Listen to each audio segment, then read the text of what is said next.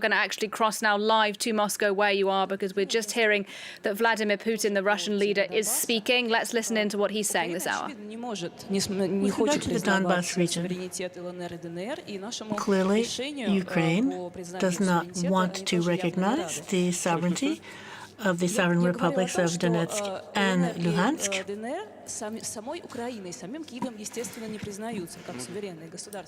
Well, Kiev and Ukraine do not recognize them as sovereign republics, and Ukraine is not happy to see our decision to recognize them. So, what perspectives do you see to improve relations between Moscow and Kiev? What should each country do in order to resolve this issue?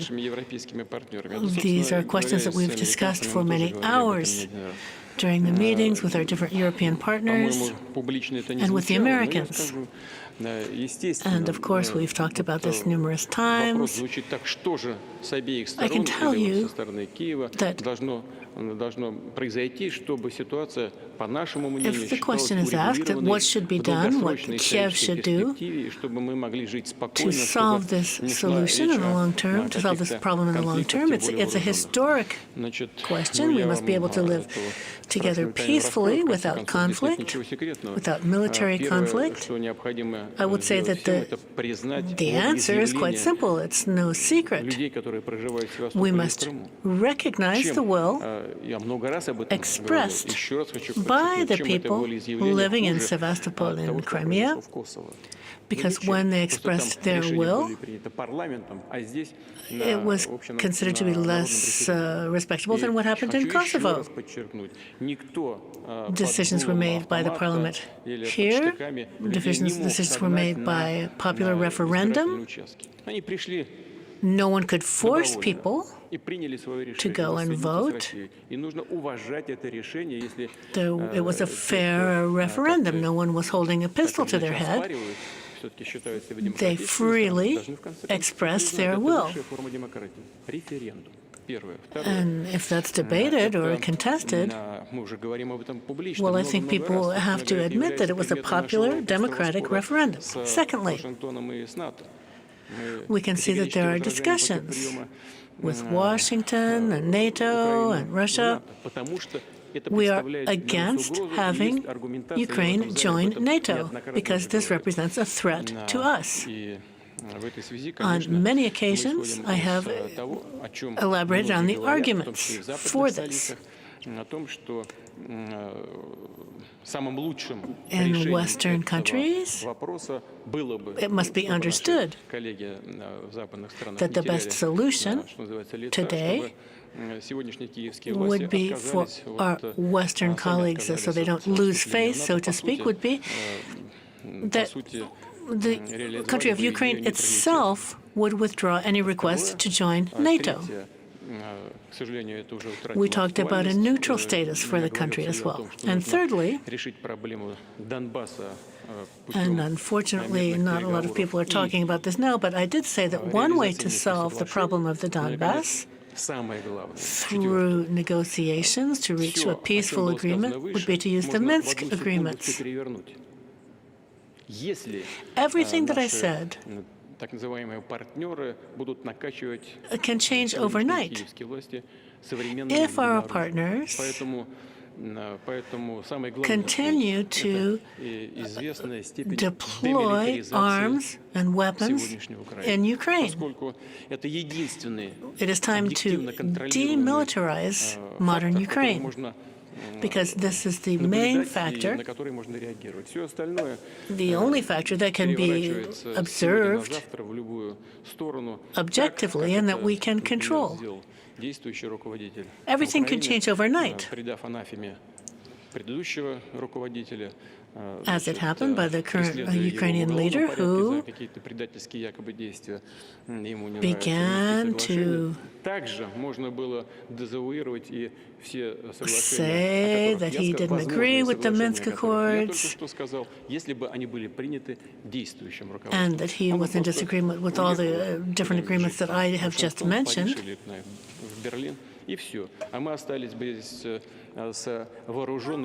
Maybe He should just leave Ukraine and go live in Paris or Washington or Berlin and leave us here with a Ukrainian army armed to its teeth, ready to attack. And that's unacceptable for us. We can't forget that the nuclear option is still on the table. Yesterday, Mr. President, you spoke to the Russian people and you talked about President Zelensky, who said that Ukraine might obtain nuclear weapons, that Ukraine might join the group of countries with nuclear weapons. Was this just words? Is this just words, or do you think it's something that's likely to happen? I just mentioned it. I have understood that if those words were spoken intending to strike us, and I heard them well. Since the fall of the Soviet Union, Ukraine has had much nuclear capacity. The nuclear industry is well developed in Ukraine. There are also schools that train engineers. They have everything they need in order to develop a nuclear weapon. And they could do it more quickly than many other countries. Other countries that might be starting out from scratch. That's not the case of Ukraine. They're already quite advanced. All they need really is uranium enrichment.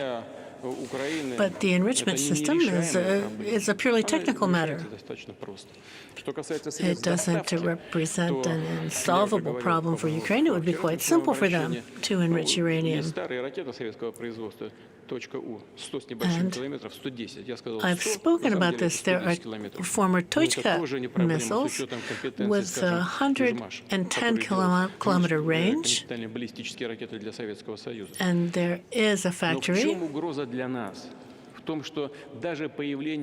making intercontinental ballistic missiles for the Soviet Union. So what's the problem? If tactical nuclear weapons were present in Ukraine, it's a strategic threat to us.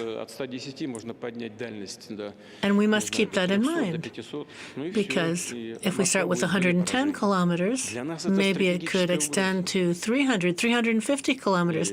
And Moscow could be a target for these missiles. And that is what we understood by Zelensky's works, which we take very seriously. Андрей Колесников, газета «Коммерсант». Андрей Колесников, Владимир Владимирович, как вы считаете, Коммерсант. можно в современном мире, может вообще так быть, решать силой и оставаться на стороне добра? Это вот первый вопрос у меня. We can find solutions through force. По вашим представлениям, как далеко могут зайти войска? And still remain a positive force on the international scene? Соприкосновения до административных границ ЛНР и ДНР. Ну и что-то иное. How Спасибо. far could these troops advance? How deeply could these troops penetrate into the republics, the popular republics? First of all, I did not say that the troops would go into these republics. Secondly, I think that it's impossible to predict what will happen. It depends on the situation on the ground. With regard to the question of whether or not we can solve everything by force, by conflict, I would like to stay on the side of good, but just because you're a force of good does not mean that you are not a force of power. I think that the forces of good must also be powerful enough to defend themselves. And on that, I will leave you. Thank you very much for your attention.